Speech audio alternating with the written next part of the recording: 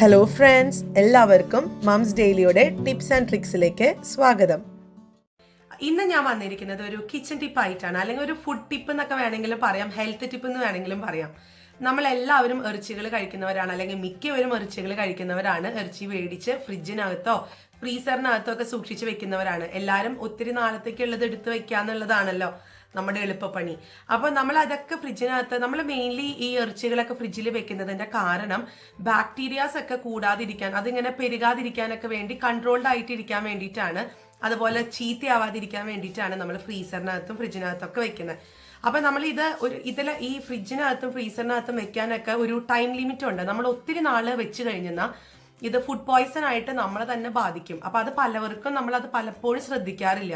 അപ്പൊ ഞാൻ ഇന്നത്തെ വീഡിയോയിൽ കൂടെ ഷെയർ ചെയ്യാൻ പോകുന്നത് ഈ ഇറച്ചികളൊക്കെ, പലതരം ഇറച്ചികളുണ്ട്, അത് എത്ര നാള് നമുക്ക് ഫ്രിഡ്ജിനകത്ത്, എത്ര നാള് ഫ്രീസറിനകത്ത് സ്റ്റോർ ചെയ്യാൻ പറ്റും എന്നുള്ളതാണ്.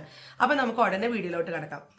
അപ്പോൾ നമുക്ക് ആദ്യം ചിക്കൻ നോക്കാം. നമ്മൾ ചിക്കൻ മേടിച്ച് വന്ന് നമ്മളത് കഴുകി വൃത്തിയാക്കി ഫ്രിഡ്ജിനകത്ത് സൂക്ഷിച്ച് വെക്കുവാണെന്നുണ്ടെങ്കിൽ 2 ദിവസം വരെ അത് നമുക്ക് സൂക്ഷിച്ച് വെക്കാൻ പറ്റത്തുള്ളൂ. അതിന് മേലെ ഒരിക്കലും ചിക്കൻ ഫ്രിഡ്ജിനകത്ത് സൂക്ഷിച്ച് വെക്കാൻ പറ്റില്ല. അത് ചീത്തയായിപ്പോവും, ഫുഡ് പോയ്സണിലോട്ട് അത് കലാശിക്കും. ഇനിയിപ്പോൾ നമ്മളത് 2 ദിവസം വെക്കുന്നതാണെങ്കിലോ ഫ്രിഡ്ജിൻ്റെ ടെമ്പറേച്ചർ 4 ഡിഗ്രി ആണെന്നുള്ളത് ഉറപ്പ് വരുത്തണം കേട്ടോ.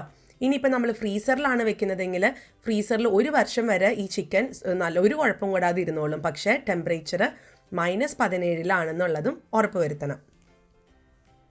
അടുത്തത് ബീഫ്, പോർക്ക്, മട്ടൻ, ഈ ഇറച്ചികളൊക്കെ എങ്ങനെ സൂക്ഷിച്ച് വെക്കാന്നുള്ളത് നോക്കാം.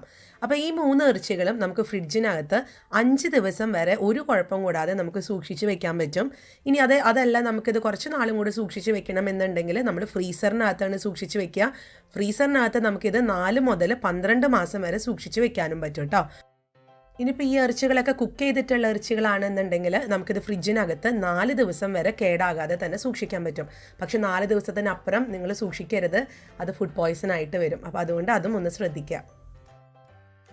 അടുത്തത് കീമയാണ്. കീമ എന്ന് പറയുമ്പോൾ അത് ചിക്കൻ കീമ ആവാം, അല്ലെങ്കിൽ ബീഫ് കീമയ്ക്ക് ആവാം, അല്ലെങ്കിൽ ഇളം മാംസങ്ങൾ എന്നൊക്കെയാണ് പറയുക, ഗ്രൗണ്ട് മീറ്റ് എന്നാണ് പറയുക.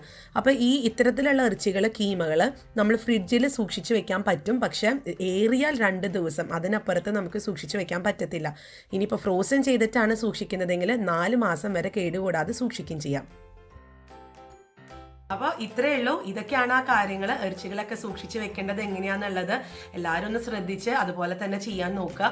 കാരണം ചിലപ്പോൾ നമ്മുടെ വീട്ടിൽ ഉണ്ടാവുന്ന ഒരു ഫുഡ് പോയ്സൺ നമ്മൾ ഓർക്കും ഇത് എവിടുന്ന് വന്നു എന്നുള്ളത്. ചിലപ്പോൾ അത് നമ്മുടെ വീട്ടിൽ നിന്ന് തന്നെ നമ്മൾ അറിയാതെ വന്നു പോയിട്ടുള്ള ഒരു പ്രശ്നം കൊണ്ട് വന്നതായിരിക്കാം ഈ ഫുഡ് പോയ്സൺ ഒക്കെ. അപ്പം നമ്മൾ ഇനി ഇറച്ചികളൊക്കെ മേടിക്കുമ്പം ഇത്തരത്തിലുള്ള ചെറിയ ചെറിയ കാര്യങ്ങൾ ശ്രദ്ധിച്ചു കഴിഞ്ഞാൽ നമുക്കും സേഫാണ്, നമ്മുടെ കുടുംബത്തിലുള്ളവർക്കും ആരോഗ്യത്തിനൊക്കെ സേഫാണ് കേട്ടോ. അപ്പോൾ ഈ വീഡിയോ നിങ്ങൾ എല്ലാവർക്കും ഇഷ്ടപ്പെട്ടു എന്ന് ഞാൻ വിചാരിക്കുന്നു. ഈ ഒരു കൊച്ചു ടിപ്പ് നിങ്ങളായിട്ടൊന്ന് ഷെയർ ചെയ്യണമെന്ന് ഞാൻ ഓർത്തുള്ളൂ. അപ്പോൾ എല്ലാവർക്കും ഈ വീഡിയോ ഇഷ്ടപ്പെട്ടിട്ടുണ്ടെങ്കിൽ നിങ്ങളുടെ ഫ്രണ്ട്സിൻ്റെ ഒക്കെ അടുത്ത് ഷെയർ ചെയ്യാൻ മറക്കരുത്. അതുപോലെ എൻ്റെ ഈ ചാനൽ ഒന്ന് സബ്സ്ക്രൈബ് ചെയ്യണം കേട്ടോ. അപ്പോൾ നമുക്ക് അടുത്തൊരു വീഡിയോ ആയിട്ട് ഉടനെ കാണാം. Until then, bye.